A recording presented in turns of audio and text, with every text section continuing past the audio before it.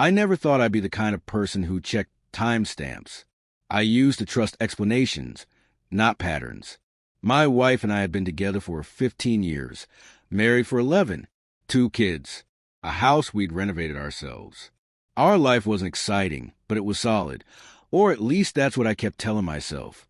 We knew each other's routines so well that nothing ever felt surprising. That's why the first thing that bothered me wasn't her behavior. It was her timing. She started doing everything just a little later than usual, coming home 30 minutes late, replying to texts 20 minutes after she'd normally respond, saying she'd be right there, and showing up an hour later with an apology that sounded sincere enough to end the conversation. If I asked what happened, she always had an answer. Traffic, a meeting that ran long, a friend who needed to talk. Nothing dramatic, nothing provable, but the delays lined up too neatly. Around the same time, she stopped asking me questions. Not big ones, small ones. How my meeting went, whether I was tired, if I wanted anything from the store. The kind of questions you don't notice until they're gone. I told myself this was just stress. Kids, work, life. People get tired. Marriages get quiet. Then one night, while we were sitting on opposite ends of the couch, she laughed at something on her phone. Not a loud laugh. A contained one. Familiar. Intimate. I asked what was funny. She looked up too quickly and said, "Just a group chat." I nodded, but something felt off. Not because of the answer, because of how fast it came. A few days later, I noticed her phone buzzing at the same times every evening. Same window. Same silence afterward. When I asked who it was, she said, "Work stuff," without looking at me. That night, lying in bed, I realized I hadn't been lied to. I'd been managed. And once that thought settled in, I couldn't shake the feeling that the version of my life I trusted had already started drifting out of sync with reality. Once I started noticing the timing, I couldn't stop seeing it everywhere. Her schedule developed gaps that never used to exist. 30 minutes here, 40 there, always just enough to be inconvenient, never enough to cause a scene. When I mentioned it casually, she'd apologize before I finished a sentence, like she'd already anticipated the complaint. I began to see how carefully she kept things reasonable. She'd still make dinner, still help with the kids, still ask surface-level questions. But the emotional follow-up was gone.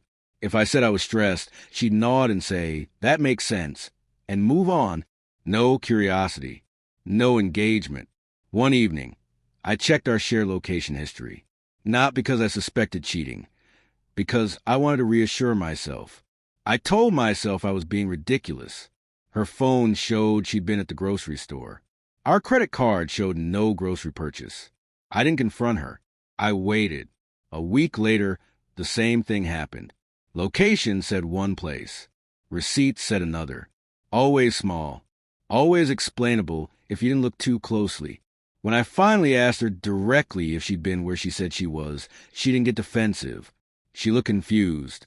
"Of course I was," she said. "Why would you even ask that?" That question flipped the pressure back onto me. So smoothly, it almost worked. Almost. I started writing things down. Time she left. Time she returned. What she said. What actually lined up. I hated doing it. It felt invasive. But it also felt grounding, like I was anchoring myself to something solid. The moment that shifted everything happened on a Tuesday. She told me she'd be late because of a school meeting. She texted an update. Then another. Both apologetic. Both reasonable.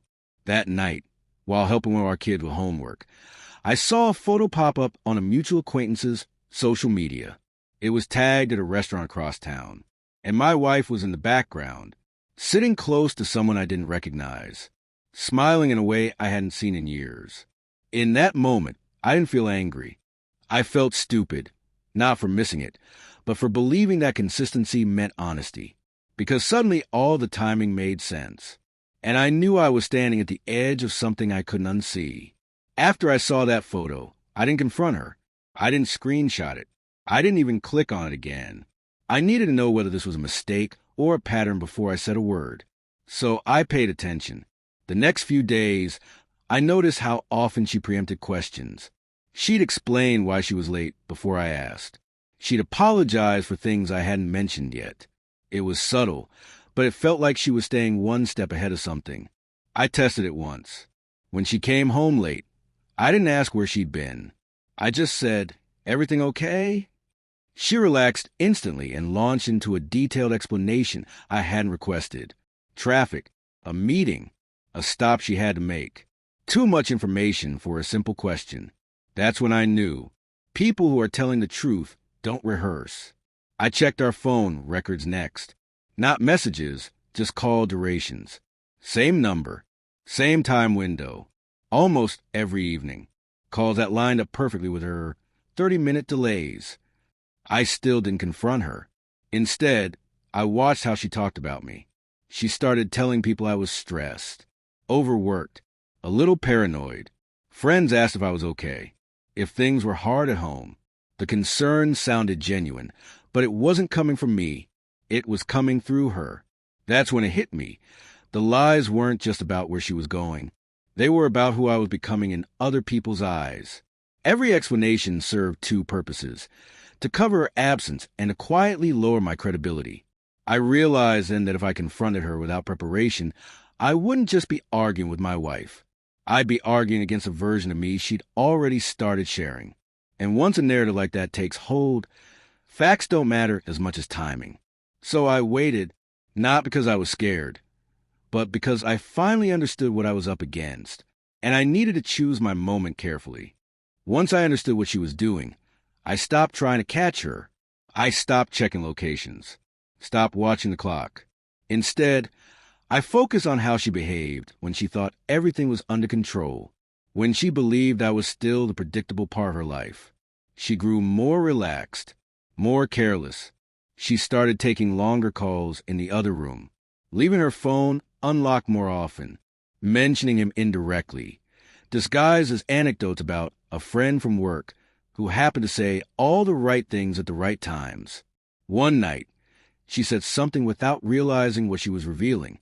"You know," she said casually, "it's nice to talk to someone who doesn't overanalyze everything." She smiled when she said it. I didn't react, because in that moment, I realized she wasn't just managing time anymore. She was managing contrast. I was the anxious one. He was the escape. And that comparison had been forming for a long time. I finally confronted her a few days later, not with accusations, with specifics. I asked her why her phone record showed nightly calls to the same number during the exact windows she was stuck in traffic. I asked why people thought I was spiraling when I hadn't said anything to them. She didn't deny it. She sighed and said, "I didn't want to hurt you." That answer landed wrong, because it wasn't about the lie. It was about the image. She admitted she'd been careful with timing, careful with explanations, careful with how she described me, so that when the truth came out, it wouldn't seem sudden. "I was trying to make it easier," she said. Easier for whom? She didn't clarify. That's when I felt the last bit of doubt leave. This wasn't a mistake that got out of hand. It was a process, a slow exit, padded with reasonableness. And for the first time since all of this started, I wasn't confused. I was clear that the marriage wasn't ending because of one lie, but because of hundreds of small ones, placed exactly where they would do the least damage to her. And the most to me, after that conversation, the house felt different. Not tense, not explosive, just staged, like we were both playing out roles that had already been written. She was careful, polite, almost gentle. I think she expected anger or begging, something that would confirm the version of me she'd been quietly sharing with others. Instead, I went quiet. I stopped trying to understand her reasons. I stopped replaying timelines. I stopped asking myself where I'd gone wrong. For the first time in months, I wasn't chasing clarity. I already had it. I made decisions quietly. I separated finances. I gathered documents.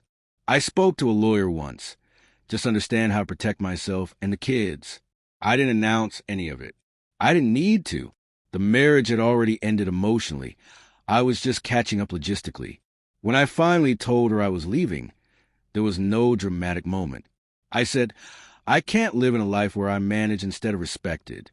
She looked stunned, not devastated, stunned, like she'd assumed the slow exit she'd planned would eventually carry me along with it. The weeks after were hard in ways I didn't expect. Small things hurt. Routine silence. The kids asking questions I hadn't a clean answer for yet. But something else surprised me. The noise in my head was gone. I stopped questioning my instincts. Stopped second-guessing patterns I could now see clearly.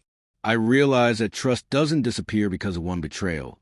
It erodes when you're asked over and over to accept explanations that don't line up with reality. What I learned is this.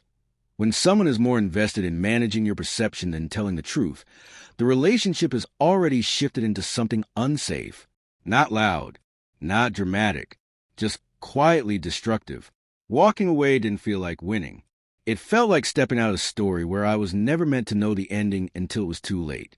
And once I did that, everything finally became quiet enough for me to hear myself again.